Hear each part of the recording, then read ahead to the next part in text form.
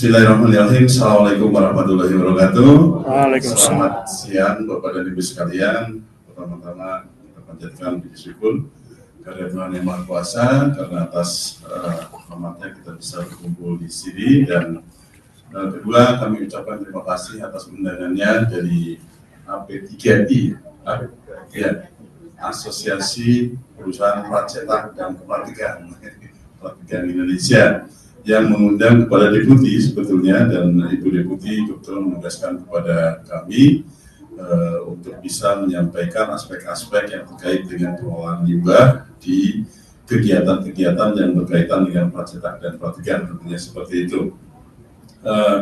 Tadi sudah diperkenalkan, jadi izinkan kami untuk menyampaikan hal-hal yang terkait dengan kegiatan-kegiatan yang ada di lingkup kegiatan Bapak dan Ibu serta yang dilakukan. Sebetulnya pada saat peraturan pemerintah nomor 101 tahun 2014, tentunya Bapak dan Ibu sekalian mungkin sering berhubungan dengan Kementerian Lingkungan Hidup, dalam hal ini Direktorat Pengelolaan Limbah B3 dan non-B3 waktu itu, pada saat limbah fly ash, bottom ash salah satunya adalah menjadi limbah B3, sehingga setiap usaha dan atau kegiatan dari Bapak dan Ibu sekalian dulu harus memiliki izin pemanfaatan limbah B3. Namun demikian, kita akan coba refresh kembali apa yang terjadi dengan kegiatan atau limbah-limbah yang mungkin saat ini juga masih dilakukan pemanfaatan oleh Bapak dan Ibu sekalian, dan bagaimana proses-proses administrasi terkait dengan pengelolaannya yang tentunya akan berbeda 180 derajat dengan pada saat PP 101 tahun 2014 itu masih berlaku. Dan tentu sekarang apa yang harus dilakukan, kemudian di dalam temanya bagaimana satu perencanaan, bagaimana satu aksi, kemudian bagaimana satu evaluasi dan kontinuitas dari satu kegiatan itu dilakukan. Saya pikir Bapak dan Ibu sekalian nanti akan justru malah expertnya seperti itu. Nah, dalam kaitannya untuk melakukan satu sistem manajemen, ya, karena PDCA itu, Plan Do Check Act, itu artinya akan sangat berkaitan dengan sistem manajemen. Kalau misalkan kita hubungkan dengan lingkungan, ya sistem manajemen lingkungan. Kaitannya nanti lebih kecil lagi skopnya pada saat Bapak dan Ibu sekalian itu berupaya untuk melakukan pemanfaatan limbah non-B3 dalam hal ini, yang biasanya yang terkenal mungkin di kalangan Bapak dan Ibu sekalian itu pada saat memanfaatkan fly ash ataupun bottom ash, ataupun mungkin kapal slag, ataupun slag besi baja, ataupun pasir foundry gitu ya, seperti itu. Dan itu menjadi sumber-sumber yang pengamatan kami di KLH saat ini masih belum begitu menjadi satu market yang sangat hebat. Namun pada kami mencoba mengevaluasi pada saat dulu masih menjadi limbah B3, sepertinya pemanfaatan itu oleh kegiatan pracetak itu sungguh luar biasa. Izin berdiri Ibu Moderator, terima kasih. Ya, lanjut slide-nya. Jika kita berbicara mengenai limbah, lanjut, maka akan berkaitan dengan perlindungan dan pengelolaan lingkungan hidup, di mana undang-undang yang berlakunya adalah Undang-Undang Nomor 32 Tahun 2009. Undang-undang ini fenomenal dan menjadi acuan bagi undang-undang lainnya, karena di undang-undang ini begitu strict, di mana di sini pertama kali undang-undang yang mengenalkan tentang sistem punishment yang begitu ketat, baik itu dalam bentuk pidana maupun dalam bentuk perdata, di mana kalau misalkan melanggar satu pengelolaan lingkungan itu di sisi pidana akan dimaksimal akan kena hukuman 3 tahun penjara dan 1 tahun minimal 1 tahun penjara. Begitu juga perdatanya adalah 3 miliar maksimal dan 1 miliar minimal, kira-kira seperti itu. Nah, kemudian berubah di tahun 2023 ada Undang-Undang Nomor 6 tahun 2023 tentang Cipta Kerja. Waktu itu fenomenal juga undang-undang ini, dan sedikit menggantikan tentang pasal yang ada di dalam Undang-Undang 32 khususnya yang terkait dengan perizinan lingkungan seperti itu, sehingga Karena ada Undang-Undang Nomor 6 Tahun 2023 ini, akhirnya lahirlah Peraturan Pemerintah Nomor 28 Tahun 2025 tentang penyelenggaraan perizinan berusaha berbasis risiko. Ya, yang kalau misalkan usaha dan bapak kegiatan itu, usaha dan atau kegiatan bapak dan ibu sekalian itu harus memiliki NIB, KBLI dan seterusnya. Gitu ya. Kemudian untuk aspek lingkungannya itu lahir Peraturan Pemerintah Nomor 22 Tahun 2021, di mana di dalam satu buku ini sudah mengatur tentang izin lingkungan atau persetujuan lingkungan, ada pengendalian pencemaran air, ada pengendalian pencemaran udara, ada pengelolaan limbah B3, ada penegakan hukum dan seterusnya. Nah, khusus untuk yang pengelolaan limbah B3 dan limbah non B3 itu ada di bab 7. Lampiran 9 itu tentang daftar limbah B3-nya, dan lampiran 14 itu tentang daftar limbah non B3 terdaftar. Inilah yang mungkin nanti daftar limbah non B3 terdaftar ini yang akan sering berkaitan dengan Bapak dan Ibu sekalian di dalam kegiatannya. Lalu implementasinya bagaimana? Kalau misalkan untuk limbah B3, maka akan diikuti dengan Peraturan Menteri Lingkungan Hidup dan Kehutanan Nomor 6 Tahun 2021 tentang tata cara persyaratan dan pengolahan limbah B3, sedangkan yang untuk limbah non B3-nya ada di Permen LHK Nomor 19 Tahun 2021. Keduanya sedang kita lakukan revisi. Mudah-mudahan yang untuk nomor 6 tahun 2021 sudah kita bisa selesaikan di tahun ini, sedangkan yang 19 kita akan coba selesaikan di tahun depan. Yang 56 ini khusus untuk yang pasang cash, Bapak dan Ibu sekalian mungkin tidak relate dengan yang ini. Kalau presentasi pemerintah seperti itu ya, bawahnya peraturan aja. Mudah-mudahan tidak membosankan. Oke, lanjut. Nah, sekarang bagaimana menjalankan itu ya? Sebagai upaya untuk bisa melakukan satu PDCA yang dimulai dengan perencanaan, maka salah satu basis untuk perencanaan itu kita harus paham dulu tentang limbah. Limbahnya itu seperti apa? Di Indonesia, pengaturan limbah itu dibagi dua menjadi limbah B3 dan limbah non B3. Limbah B3 nanti ada aturannya, tercantum di dalam lampiran 9 jenis-jenisnya itu. Ada daftar industri, mulai misalkan industri peleburan besi baja, PLTU, pertambangan, migas, kemudian kegiatan-kegiatan yang sifatnya industri gitu ya. Itu setiap industri akan ada jenis limbah B3-nya apa, sudah ditetapkan. Jadi tidak perlu repot-repot lagi untuk menetapkan bahwa ini limbah B3 atau bukan limbah B3. Di dalam lampiran 9 PP 22 itu sudah ditetapkan. Lalu pengelolaannya mengacu kepada Permen LHK itu, kalau misalkan ada satu limbah B3 harus diperlakukan dengan prinsip from cradle to grave. Mulai dari dia dilahirkan sampai dikuburkan itu harus ditrace betul, diketahui, disimpan, diangkut, dikumpul, dimanfaatkan, diolah sampai ditimbun. Itu semua tertrace. Dan ujungnya secara administrasi adalah harus memiliki yang namanya izin kalau dulu. Tapi kalau sekarang sudah disebut dengan persetujuan teknis dan kelayakan operasi.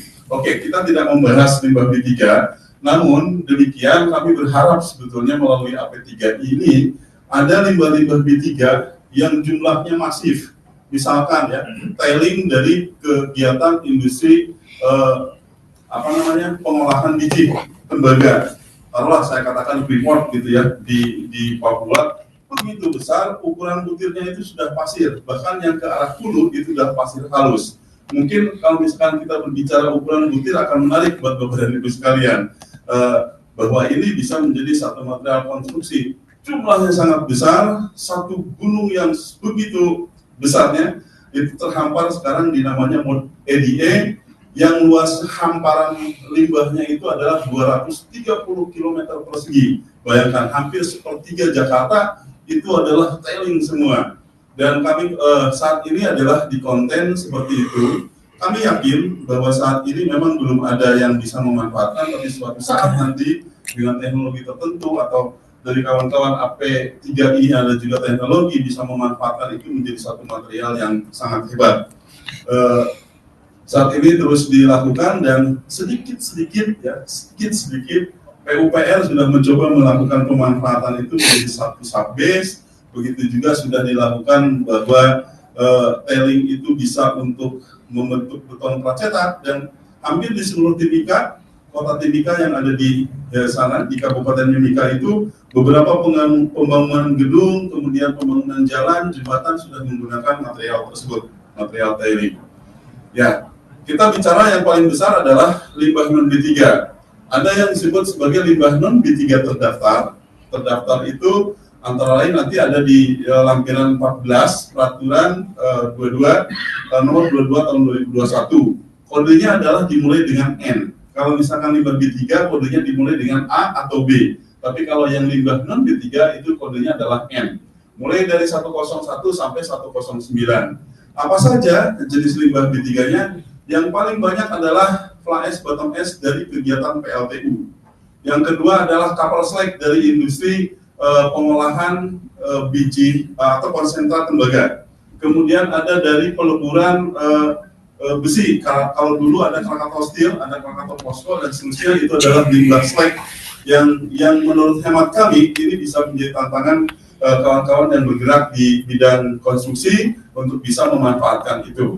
Kemudian ada limbah non B3 khusus. Ini adalah hasil daripada kajian. Kalau misalkan limbah B3 yang dihasilkan saat ini, kemudian ada teknologi tertentu, ternyata dihasilkan menjadi lain, bisa dilakukan pengecualian menjadi limbah non B3.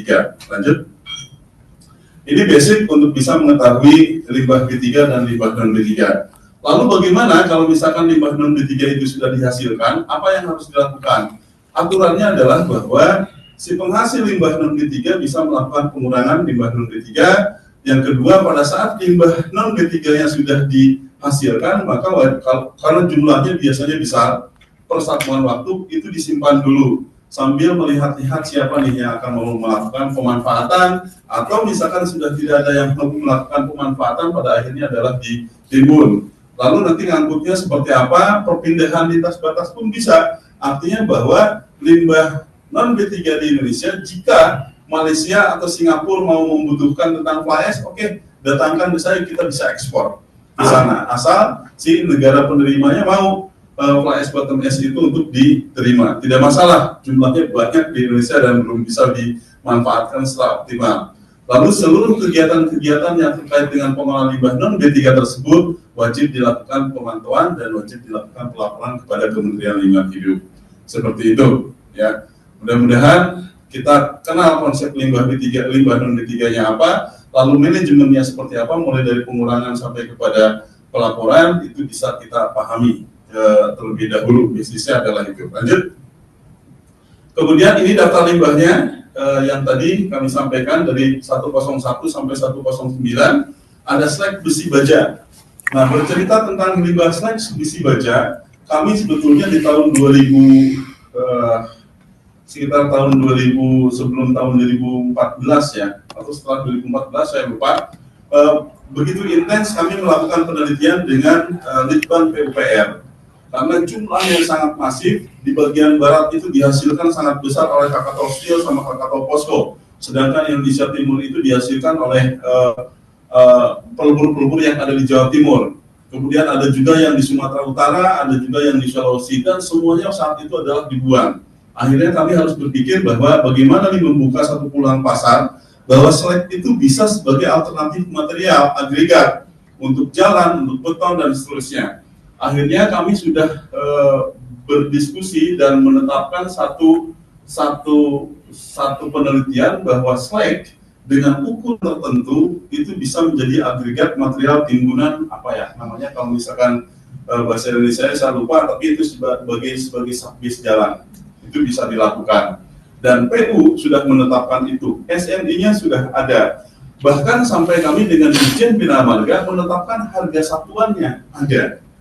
Berharap bahwa setiap detik slag itu dihasilkan oleh si peleburan baja, maka setiap detik juga bisa dimanfaatkan oleh kawan-kawan yang bergerak di konstruksi. Tapi apa daya, ternyata memang pada saat truknya keluar membawa slag langsung dicegat oleh bos-bos material alam. Jadi tidak berjalan. Ya itu tantangan pasar ya. Akhirnya tidak laku gitu ya, padahal kami ini harganya memang kompetitif, lebih murah daripada material alam, kekuatannya lebih besar, namun menurut PUPR katanya jumlahnya meskipun menggunung ya, bergunung-gunung sekali menurut PUPR kalau dibikin jalan cuman itu mah Pak 2 minggu selesai katanya. Ya sudah gitu kan. Nah pada akhirnya kita berpikir lagi bahwa industri peleburan besi baja dengan menggunakan electric arc furnace yang menghasilkan slag dalam bentuk batu, kerikil, krakal dan seperti itu sepertinya tidak ini. Akhirnya dibentuklah di sebelahnya Krakatau Posko. Nah Krakatau Posko itu menghasil teknologi peleburannya dengan menggunakan blast furnace. Slag yang dihasilkan itu berupa tepung. Nah akhirnya tepung ini sangat diminati oleh industri semen dan bahkan semen itu secara reguler mengambil slag dari peleburan besi baja dengan menggunakan blast furnace itu. Indosemen, Holcim dan seterusnya itu semennya di dalamnya ada slag baja itu. Jadi saat ini sudah terpecahkan. Namun untuk industri-industri lainnya selain Posko yang masih menggunakan electric arc furnace masih banyak menggunakan slag besi menghasilkan slag besi baja dan masih tertimbun begitu saja ya. Kalau misalkan dari batching plan ada yang berminat untuk mendatangi industri itu silakan. Ya, silakan untuk bisa memanfaatkannya. Kemudian ada slag nikel. Slag nikel sekarang banyak tersebar di Sulawesi Tenggara, Sulawesi Tengah, dan Maluku. Sama ini juga peleburan, hasilnya ada yang mulai dari berbentuk pasir sampai yang berbentuk batu dan seperti itu. Namun karena peleburan ini lokasinya terpencil, maka limbahnya untuk dibawa ke lokasi jalan yang dibangun oleh provinsi, kabupaten, kota menjadi tidak laku karena ada aspek transportasi yang cukup mahal. Akhirnya limbah ini pun saat ini masih tertimbun di lokasi kegiatan atau kawasan industrinya. Paling-paling adalah yang menggunakan kawasan industri untuk menjadi satgas jalan pembangunan di kawasan-kawasannya. Hampir semuanya satgasnya menggunakan slag nikel seperti itu. Mill scale jarang sekali ini berkaitan dengan konstruksi karena dia pasir besinya masih banyak, sehingga mill scale itu banyak diambil lagi oleh pelebur-pelebur. Debu AF juga masih diambil oleh pelebur. PS ball ini sebetulnya limbah slag bentukan dari Krakatau Steel. Jadi pada saat peleburan itu menghasilkan satu bentuk magma gitu ya, lelehan biji yang begitu hebat, itu dihembuskan dengan angin kemudian membentuk pasir kerikil. Pasir ya, bahkan ukurannya sudah pasir. PS ball saat ini sangat diminati sebagai alternatif material untuk blasting kapal. Ya, blasting kapal sehingga ini pun kalau misalkan dihasilkan cukup laku. Fly ash bottom ash ini yang diwarnai kuning adalah yang sangat familiar mungkin ya dengan Bapak dan Ibu sekalian. Pada saat dulu sebagai limbah B3, maka batching plan kalau nggak salah bisnisnya itu mungkin dibayar juga untuk mendapatkan fly ash itu malah oleh si penghasil dibayar. Tapi saya nggak tahu kalau misalkan di batching plan. Tapi dulu semen juga, kalau semen sampai saat ini 50-50 ya, masih menggunakan juga fly ash. Kalau misalkan mau ngambil si pihak PLTNI udah ambil saja, ongkos transportnya ditanggung oleh yang mengambil, gitu, kira-kira seperti itu. Tapi seru untuk fly ash bottom ash ini perkembangannya makin hebat, dan salah satunya kami atau perindustrian didukung oleh JIKOL dan JIK untuk bisa mengembangkan kegiatan-kegiatan konstruksi yang menggunakan fly ash bottom ash. Spent bleaching earth ini adalah limbah yang dihasilkan dari kegiatan oleochemicals. Pasir pondri ini dihasilkan dari kegiatan mencetak besi. Ya. Jadi kalau misalkan mau nyetak itu yang tradisional kan suka pakai pasir. Ya. Nah pasirnya itu banyak, biasanya banyaknya itu, tapi kalau misalkan di kurang. Ya, memang sedikit dihasilkannya. Ini yang saat ini jumlahnya dihasilkan persatuan waktu besar sekali, sehingga memang membutuhkan salah satu yang memakan banyak untuk limbah-limbah tersebut adalah di usaha dan atau kegiatan yang berkaitan dengan precast, kemudian yang berkaitan dengan kalau di sini apa tadi namanya pracetak dan prategang gitu ya. Saya baru dengar prategang. Oke, lanjut. Kalau bisa ini gimana sistemnya? Kalau misalkan ada yang mau langsung bertanya atau lewat moderator dulu? Nanti Bapak pemaparan, nanti kita ada Oke. Siap. Nah itu, oh iya satu lagi ada limbah kapur dari Petrokimia Gresik, ya. Di situ juga jumlahnya sangat menggunung waktu itu, tapi akhirnya selesai dengan sebagai alternatif untuk reklamasi pantai. Kemudian ada limbah gypsum, itu juga sebetulnya banyak yang berminat untuk mengambil limbah gypsum ini, cuman ada proses harus menghilangkan sulfurnya, itu yang agak menjadi tidak kompetitif. Kalau misalkan bisa ada satu proses yang lebih efisien, mungkin untuk menjadi gypsum itu akan lebih baik. Kemudian ada limbah apa kok telur ayam. ini efek daripada satu limbah B3 yang bisa masuk sampai ke telur ayam.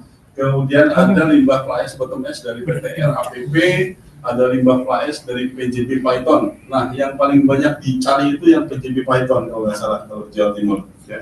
Lanjut.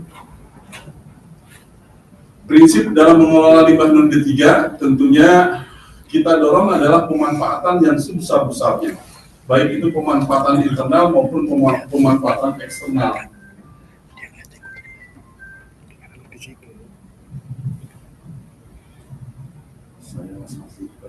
Saya masih presentasi.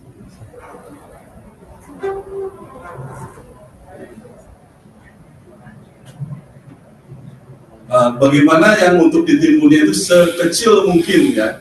Nah, kemudian dari prinsip lainnya, kalau misalkan proximity itu adalah jika dikelola pada sumbernya habis, maka itu akan lebih baik. Tapi kalau misalkan memang tidak dari sumbernya, kemudian ada yang memanfaatkan lagi, nggak apa-apa juga, tapi harus memperhatikan aspek-aspek untuk keamanan lingkungan. Lanjut. Oke. Ini pengurangan penyimpanan, pemanfaatan, dan seterusnya. Bagaimana pemanfaatan itu dilakukan? Bisa sebagai substitusi bahan baku, bisa sebagai substitusi energi, atau sebagai produk samping, maupun kita ikuti perkembangan ilmu pengetahuan dan teknologi. Nah, kalau misalkan untuk sebagai bahan baku maupun sebagai substitusi bahan baku, ini nanti erat kaitannya dengan kegiatan-kegiatan pracetak dan praktikan, seperti itu. Lanjut. Yang sudah kita lalui adalah pada saat itu sebagai substitusi bahan baku, maka bisa sebagai beton, kadang-kadang yang untuk UMKM itu menjadi batako, paving block, beton ringan, dan konstruksi jalan ataupun jembatan. Bisa juga sebagai semen, itu sampai sekarang masih mencari fly ash bottom ash ya, itu sangat diminati oleh semen. Kemudian ada juga kalau misalkan untuk di kegiatan tambang, fly ash bottom ash itu bisa menjadi satu pelapis menghalang dalam terbentuknya air asam tambang. Pemanfaatan lainnya sampai saat ini ya masih berkisar 90% itu untuk kegiatan konstruksi. Persyaratannya, kalau untuk energi kami lewat saja. Kalau untuk persyaratan sebagai substitusi bahan baku cukup sebetulnya silikatnya lebih dari 50%. Kita ikutin kegiatan aturan-aturan yang ada di dalam bidang konstruksi seperti itu. Ya, lanjut saja. Nanti ada SMI dan seterusnya. Ya, pemanfaatannya, siapa yang bisa melakukan pemanfaatan limbah non B3 itu?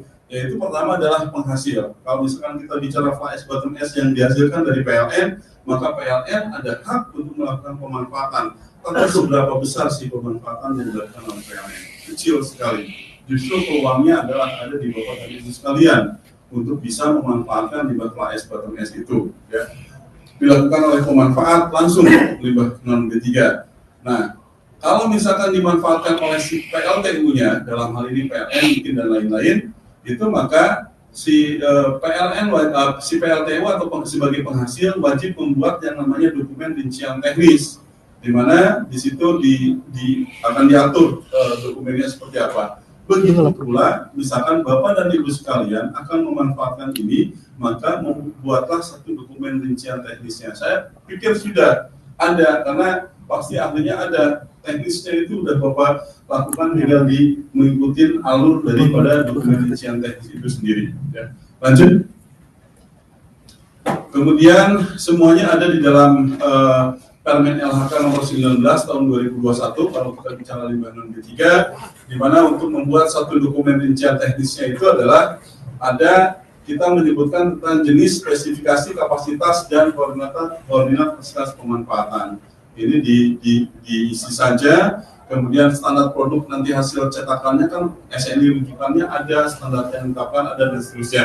Kajian pemanfaatannya kalau misalkan untuk beton cetakan sudah nggak perlu kajian, ya semuanya sudah ada SOP dan seterusnya. Itu tinggal diisikan saja, dan rujukan-rujukan SNI yang saat ini kami sempat rekod adalah seperti ini. Lanjut. Kemudian yang B, informasi tentang jenis limbah non B3 yang dimanfaatkan. Jadi posisi kegiatan Bapak dan Ibu sekalian itu nanti membuat dokumen rincian teknis namanya, ya. Ada nomor A, nomor B, informasi tentang jenis limbah non B3-nya, peralatan yang digunakannya, peralatan pendukung, jenis dan sumber daya manusia seperti apa, alat pelindung dan seterusnya. Ya. Ini tinggal diisi saja. Lanjut. Kemudian I, pemanfaat langsung limbah non B3 dengan persyaratan pemanfaat langsung, ya seperti ini. Jadi memiliki tempat penyimpanannya, mencantumkan rincian teknisnya sampai seterusnya, ya.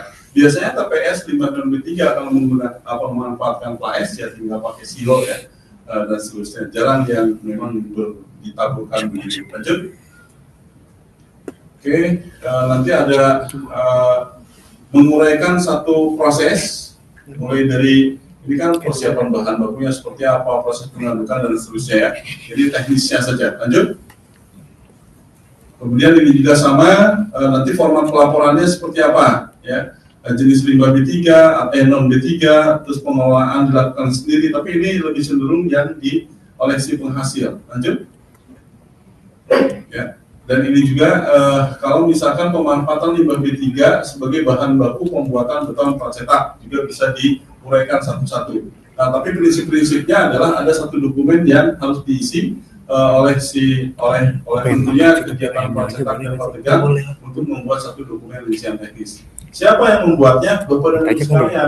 Tidak perlu pakai konsultan, Pak. Ya. Dan itu cukup dibuatkan dokumen rincian teknisnya. UKL atau dokumen lingkungan yang dihasilkan diterbitkannya oleh kabupaten kota, maka dokumen rincian teknisnya tinggal dibawa ke kabupaten kota untuk disahkan. Asalnya sifatnya volunteer, pada saat dimasukkan diintegrasikan dengan persetujuan lingkungan, maka akan menjadi mandatori. Itu adalah satu kekuatan. Jadi tidak perlu menyusun satu dokumen rincian teknis yang mohon maaf kalau misalkan karena kemampuannya ada di Bapak dan Ibu sekalian, DRT itu sebaiknya oleh Bapak dan Ibu sekalian. Lanjut. Ya, ini penghasil limbah, intinya adalah kalau misalkan dari limbah non B3, kalau dimanfaatkan oleh pihak lainnya maka disebut sebagai pemanfaat langsung atau jasa pengelola limbah B3. Ya. Nanti ada pemanfaat limbah B3, penghasilnya dengan si pihak lainnya pakai berita acara aja. Tidak perlu pakai manifest limbah B3. Ada satu sistem penerimaan. Gunanya untuk apa? Nanti si penghasil akan ada berita acara itu akan melakukan pelaporan pengelolaan limbah B3 ke sistem kami, SPID namanya. Begitu pula yang pihak lainnya harus melaporkan juga ke sistem SPID. Nah, yang di penghasil diberikan 100 ton, maka diterima pihak lainnya juga 100 ton. Kira-kira seperti itu akan terlacak. Nah, ini gunanya untuk apa? Pelaporan-pelaporan itu penghasil limbah B3 setiap tahun itu akan mengikuti program proper penilaian kinerja pengelolaan lingkungan. Salah satunya adalah mereka harus melakukan pelaporan. Lanjut saja. Nah, ini adalah aplikasi pelaporannya, namanya adalah SPID, Sistem Pelaporan dan Evaluasi Digital untuk limbah B3 dan limbah non B3. Memang saat ini untuk yang limbah non B3 masih terbatas fiturnya, dan di tahun ini sedang kita lakukan pemutakhiran. Mudah-mudahan di tahun depan sudah lengkap untuk yang limbah non B3.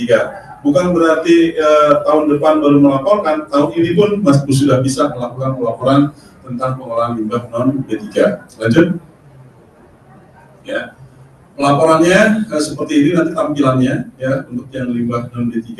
Silakan diklik aja masuk ke dalam sistem kami yang namanya SPID. Lanjut. Ya. Ini kalau misalkan pelaporannya secara online, ini kalau misalkan limbah B3 agak rumit memang kalau misalkan untuk limbah B3.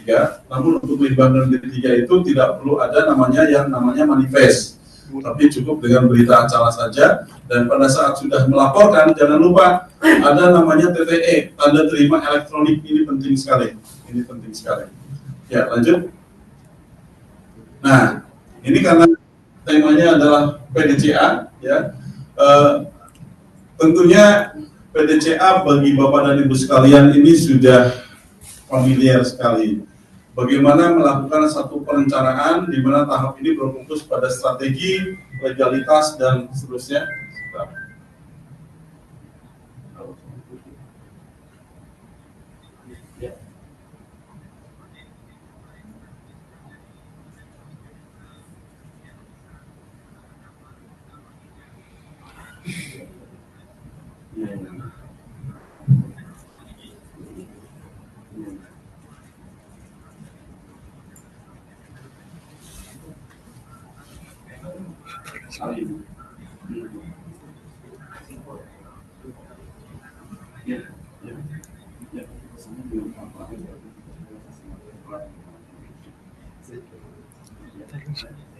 Ini saya lagi mengertikan.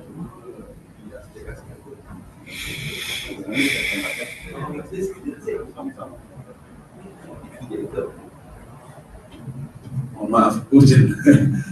Oke, di dalam perencanaan tadi ada strategi, silakan saja. Nah, ini tadi aspek legalitas yang saya tekankan di awal itu. Yang ini harus diketahui oleh Bapak dan Ibu sekalian, bagaimana pengelolaan limbah dalam D3 itu harus dilakukan. Legalitasnya adalah membuat dokumen rincian teknis, volunteer. Silakan diisi form yang ada di dalam Permen LHK nomor 19. Dijilid, disetujui oleh manajemen, dibawa ke penerbit persetujuan lingkungan. Biasanya kalau misalkan untuk batching plan itu kan UKLPR dokumennya ya, persetujuan lingkungannya diterbitkan oleh kabupaten kota. Bawa dokumen Bapak DRT-nya ke kabupaten kota untuk diintegrasikan, sehingga di dalam persetujuan lingkungannya nanti disebutkan ada tentang pengelolaan limbah atau pemanfaatan limbah non B3 seperti itu. Sesimpel itu sebetulnya ya, secara aturan. Prakteknya jangan tanya. Kalau misalkan memang ada hubungan dengan limbah B3, insya Allah di sini ada Bu Nadia, ada Pak Prabidi, saya Pak Staff, terkait dengan limbah B3, kami pastikan kalau misalkan lengkap itu segera mungkin kita terbitkan dan tidak ada biaya untuk itu, ya. Kecuali bayar untuk PNBP, itu ketenaga negara. Oke. Jadi legalitas yang paling penting di dalam perencanaan dan presentasi ini saya menekankan pada aspek legalitas. Legalitasnya itu tadi ya, setelah memiliki DRT, jangan lupa untuk selalu melakukan pelaporan kepada KLH melalui SPID. Yang kedua, setelah perencanaan itu ada, maka pelaksanaan kan, tahap implementasinya seperti apa direncanakan, bukan oleh asosiasi di sini tapi oleh perusahaan ya, diaplikasikan, kemudian tindak lanjutnya mengambil keputusan dan dicek, dievaluasi setiap saat, muter terus sampai jangan bosan. PDCA kuncinya jangan bosan aja sih sebetulnya ya, jangan bosan untuk dilaksanakan, tapi setelah setahun 2 tahun itu lama-lama bosan juga pindah kerja gitu kan. Kan seperti itu. Tapi di tempat yang baru pun sama, kalau kita mau melaksanakan PDCA sama, di tempat kami pun begitu. Perencanaan, kemudian pelaksanaan, kemudian operasionalnya sampai dicek, dievaluasi. Kami dievaluasi oleh inspektorat, dievaluasi oleh BPK, dievaluasi kalau ada kasus oleh KPK dan seterusnya. Ya samalah dengan tempat Bapak dan Ibu sekalian bekerja ya. Lanjut.